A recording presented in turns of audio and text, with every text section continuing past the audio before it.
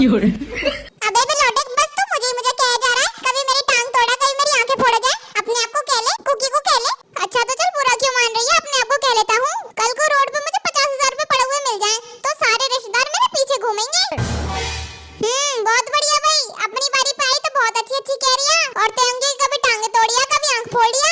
अच्छा तो चल भाई, तुझे कह लेता हूँ, मान ले कल को तेरे घर में आग लग जा, कोई तेरे घर में पानी डालने नहीं आएगा। अबे भैया तू हमें माफ कर, हमें इतना ज्ञान ना चाहिए, तू तो हमें मारने पे तुला पड़ा है। चल तेंगे, हम घर चल ले। अरे मेरी बात तो सुनो, मैं तो मोटिवेट कर रहा था यार। अरे कुकी भाई क्या हाल है? बढ़िया है भाई बढ़िया, आओ बैठो। और कुकी भाई कैसा चल रहा है सब, कैसी गुजर रही है? मेरी कैसी गुजर रही है? अरे भाई मेरी तो बहुत अच्छी गुजर रही है। सुबह को उठता हूँ तो चाय मुझे अपने हाथ की अच्छी लगती है, इसलिए मैं खुद ही चाय बना लेता हूँ। अब जब मैं चाय बना ही रहा हूँ तो सोचता हूँ थोड़ी सी चाय और बढ़ा लेता हूँ तो तेरी भाभी भी पी लेगी। अब जब भाई मैंने चाय खुद बना ही ली है तो पराठा भी मैं खुद ही बना लेता हूँ। अब जब मैं एक पराठा अपने लिए बना रहा हूँ तो सोचता हूँ एक और बना लेता हूँ तो तेरी भाभी भी खा लेगी मेरे साथ। उसके बाद भाई मैं ऑफिस चला जाता हूँ और ऑफिस से आते वक्त मैं खाना बाहर से ही ले आता हूँ। अब जब मैं खाना बाहर से ला ही रहा हूँ तो सोचता हूँ तेरी भाभी के लिए भी ले लेता हूँ, वो कितना ही खाएगी, छोटा सा तो पेट है बेचारी का। अब भाई डिनर की बात आती है, हर घर में डिनर औरतें ही बनाती हैं, औरतों के ऊपर जिम्मेदारी थोड़ी है, मर्द भी तो बना सकते हैं। इसलिए रात का खाना मैं खुद ही बनाता हूँ ताकि मेरी बीवी को कोई परेशानी न पड़े। मेरी तो बहुत अच्छी चल रही है, तू बता तेरी कैसी गुजर रही है? अरे भाई मेरी भी ऐसी गुजर रही है कुत्तों जैसी, लेकिन मुझ में तेरे जैसा बताना नहीं आता जैसे तूने बताया है। अरे यार कुत्तों जैसी नहीं गुजर रही, बहुत सही गुजर रही है। अबे साले कुत्ते से पत्थर गुजर रही है, तेरी कमात हो रही है, घर का सारा काम तू कर रही है। देखा दूसरे आदमी आगे बेइज्जती कर रहे हैं मेरी। चुप रहो चुप, तुमसे तो बाद में बात होगी। चल भाई मैं तो जा रही हूँ। कोकी मैं तुमसे एक सवाल पूछूं?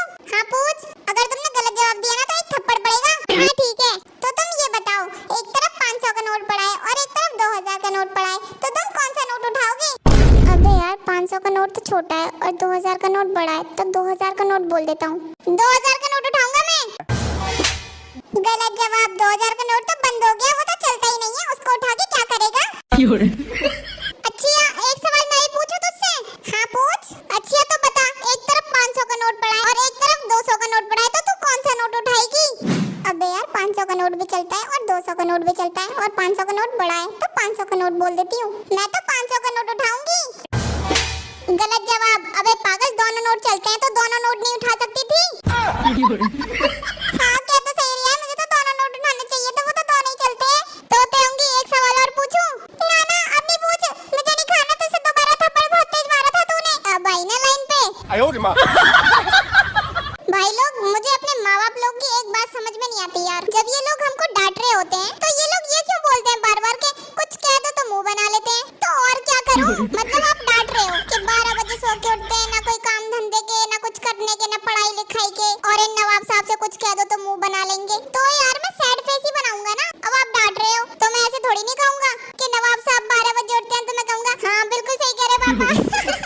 ये तो नहीं कर सकता ना, सैड फेस बनाऊंगा, मुंह लटकाऊंगा, तो यही सब करूंगा ना, ऐसे थोड़ी। हाँ सही कह रहे हो पापा। फिर ना भाई लोग ऐसी सिचुएशन में यही सही लगता है कि जैसे डांट शुरू हो आराम से जाके टॉयलेट में बैठ जाओ, जब थोड़ा मामला ठंडा पड़े तब बाहर आओ। भाई लोग